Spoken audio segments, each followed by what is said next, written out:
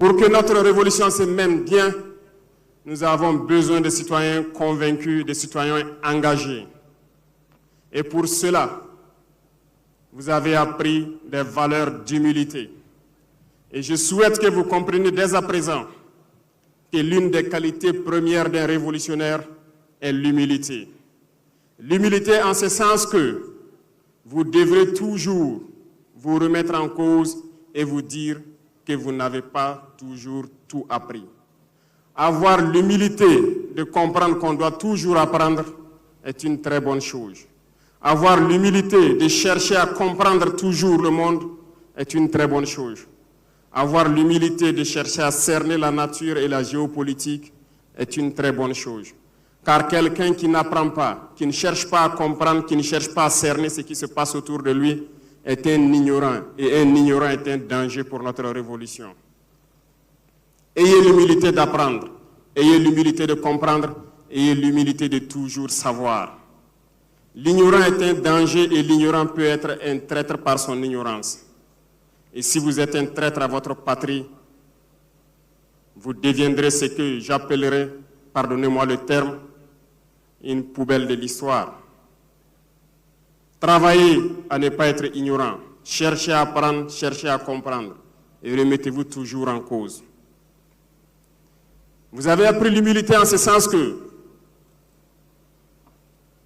parmi ces 65 000 appelés, certains avaient le choix hier de leur type de matelas. D'autres se plaignaient du confort de leur voiture qui les amenait à l'école. D'autres, par contre, se plaignaient peut-être de leur vélo dont la chaîne déraille chaque fois qu'ils pédalent. D'autres n'avaient de choix que de se plaindre de la douleur de leurs talons qui a perforé leurs chaussures. Parmi vous, certains se plaignaient de la qualité du croissant au petit déjeuner. D'autres se plaignaient de la qualité du poisson au déjeuner, tandis que d'autres cherchaient des graines d'arachide pour pouvoir bosser leurs leçons. Mais vous vous êtes retrouvés tous à dormir par terre. Cela fait partie de l'humilité. Vous vous êtes retrouvés tous autour de la même soupe. Et souvent, la soupe qui n'a pas existé par privation. Vous avez connu ce qu'on appelle aussi la faim, pour ceux qui en avaient de l'abondance.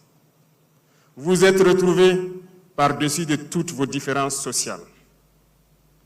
Cette humilité, vous devez toujours l'avoir en vous et comprendre que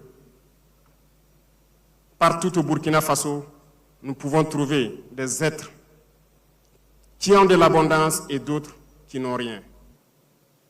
Mais vous devez apprendre à vivre ensemble, à partager ensemble, à endurer les souffrances de tout un chacun. Gardez ces valeurs d'humilité en vous, parce que la vie n'est pas toujours rose. Voilà pourquoi je parle d'école de la vie. Faites en sorte que cette valeur d'humilité qui vous a été enseignée vous permette de vous mettre au-dessus de toute considération, qu'elle soit religieuse, ethnique ou sociale, des Burkinabés. Soyez des Burkinabés dignes, fiers, au-dessus de toute considération, je le répète, sociale, ethnique ou religieuse. Vous avez également appris à travers cette humilité des valeurs de solidarité, parce que vous avez appris à partager. Les plus forts sont ceux-là qui aidaient les plus faibles à avancer. Ceux qui avaient à manger se cachaient peut-être pour donner à ceux qui étaient privés. La solidarité est une valeur très importante en révolution.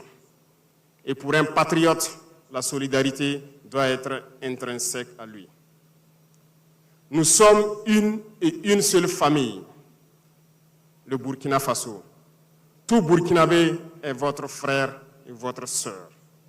Et vous devez apprendre à partager tout ce que vous avez avec vos frères et sœurs. À chaque instant, vous devrez vous poser la question, qu'est-ce que je peux faire pour mon voisin? Qu'est-ce que je peux faire pour mon quartier? Qu'est-ce que je peux faire pour ma commune et qu'est-ce que je peux faire pour ma patrie? C'est là pour vous dire qu'en révolution, vous avez plus de devoirs que de droits. Il ne s'agira plus pour vous de dire « nous avons droit à cela », mais de vous poser la question qu'est-ce qu'on peut faire pour notre patrie, surtout en ce moment charnière de notre histoire.